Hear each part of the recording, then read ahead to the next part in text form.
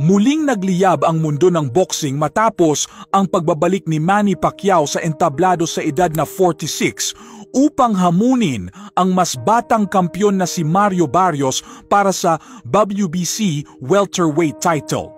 Sa loob ng 12 rounds, makikita ang di matatawarang determinasyon ni Pacquiao na patunayan sa buong mundo na hindi pa tapos ang kanyang laban sa loob ng ring. Mula sa unang round, dinomina ni Pacquiao ang laban sa pamamagitan ng bilis ng suntok, matatalim na kombinasyon at agresibong galaw na tila ba hindi tumanda ang kanyang katawan sa paglipas ng mga taon. Ngunit sa kabila ng kanyang ipinakitang husay, nagtapos ang laban sa isang kontrobersyal na majority draw. 2 hurado ang nagbigay ng score na 114-114, habang ang isa ay pumabor kay Barrios sa score na 115-113, dahilan upang mapanatili nito ang kanyang titulo. Para sa maraming fans at eksperto, hindi ito katanggap-tanggap at tila si Pacquiao ang mas karapat-dapat na itanghal na panalo.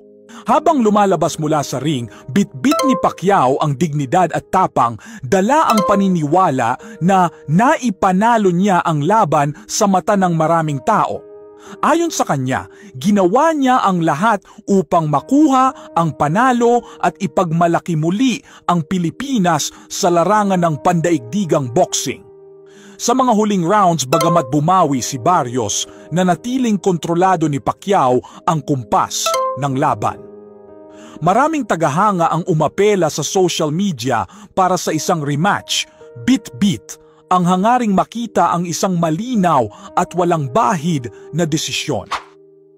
Hindi maikakaila ang hinagpis ng marami, lalo na ang mga matagal nang sumusubaybay sa karera ni Pacquiao na naniniwalang sa kabila ng kanyang edad, siya pa rin ang tunay na simbolo ng tibay, disiplina at puso ng isang tunay na mandirigma.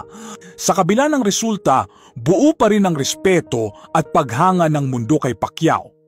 Hindi lang ito laban para sa sinturon, kundi isang paalala na ang tunay na kampiyon ay hindi nasusukat sa hatol ng 3 hurado, kundi sa damdaming ibinibigay niya sa kanyang bayan at sa tapang na ipinapamalas niya sa bawat suntok.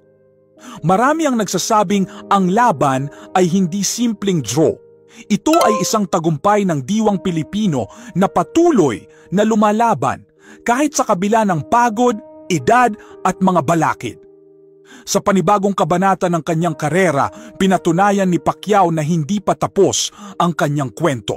At kung darating man ang araw ng kanyang tuluyang pamamaalam, iiwan niya ang mundo ng boksing na taas noo na para sa marami, siya ang tunay na panalo.